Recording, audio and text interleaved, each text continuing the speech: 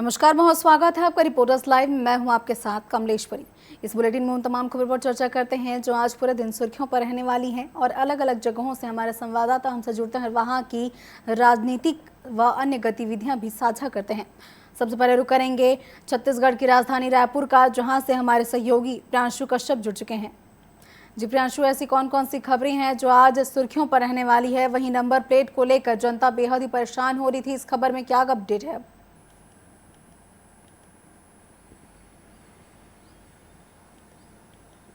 बिल्कुल, देखिए जो कांग्रेस है वो लगातार जो है संविधान बचाने की लड़ाई बात करती है। संविधान खतरे में, इस तरीके की बातें कांग्रेस लगातार करती आ रही है और संविधान बचाओ अभियान की वो शुरुआत करने जा रही, क्योंकि लगातार चाहे राष्ट्रीय स्तर पर हो या प्रदेश स्तर पर, चाहे फिर जिले स्तर पर, लगातार जो कांग्रेस है वो केंद्र सरकार और राज्य सरकार पर संविधान के लिए अटैक करती है। उनका कहना है कि संविधान खतरे में है, संवैधानिक जो है हक है, जो अधिकार है लोगों का, उसको छीना जा रहा है। उसको बचाने के लिए अब जो है कांग्रेस संविधान बचाओ अभियान की शुरुआत करने जा रही है, जिस पर जो है डिप्टी सीएम अरुण साव ने भी तंज कसा और उन्होंने कहा है कि संविधान का सबसे ज्यादा दुरुपयोग अगर किसी ने किया है तो वो कांग्रेस ने किया है, जिसके और आज जब विपक्ष में है तो उन्हें संविधान की याद आती है। लेकिन बाबा साहब भीमराव अम्बेडकर से लेकर जितने जो है संविधान के पुरोधा थे, उनका सबसे ज्यादा मजाक अगर किसी ने बनाया है तो वो कांग्रेस ने बनाया। तो इस तरीके से लगातार संविधान बचाने की बात लगातार कांग्रेस करती है, तो वहीं दूसरी ओर बीजेपी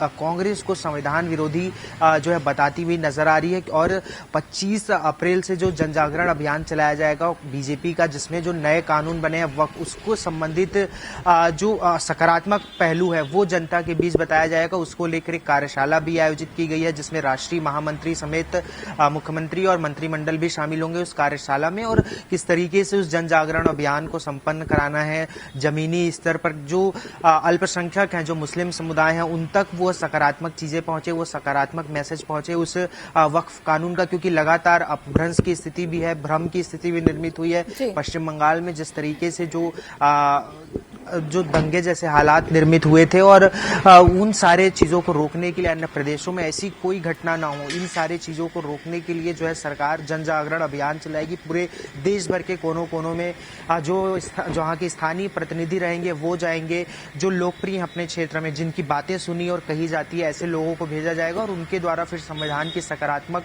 बातों को फिर उनके द्वारा बताया जाएगा। जी बिल्कुल, तमाम जानकारियों के लिए आपका धन्यवाद। और यह थे हमारे सहयोगी प्रियांशु कश्यप, जिन्होंने बताया कि कांग्रेस जो है प्रदेश में बिगड़ते कानून व्यवस्था को लेकर संविधान बचाओ यात्रा निकालने जा रही है। और बता दें कि कांग्रेस लगातार कार्य कर रही है और ये भी बता रही है कि जो है प्रदेश में कानून व्यवस्था लगातार बिगड़ी हुई है। बीते दिन भी कांग्रेस ने सीएम हाउस का घेराव करने के लिए कूच किया था और ये संदेश दिया था कि प्रदेश में बिगड़ती कानून व्यवस्था पर सरकार जल्द ही एक्शन ले।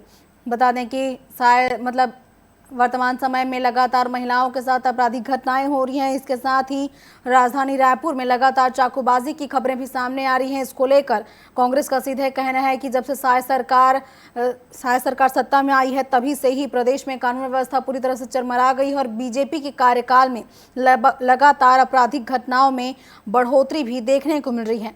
इसके लिए कांग्रेस लगातार सरकार का ध्यान आकर्षित कर रही है और प्रदेश में कानून व्यवस्था को सुचारू कराने के लिए मांग भी कर रही है। बता दें कि जो है कुछ दिन पहले दुर्ग जिले से एक बच्ची के साथ रेप की घटना सामने आई थी और इसके बाद लगातार आपराधिक घटनाओं में बढ़ोतरी भी देखने को मिल रही है।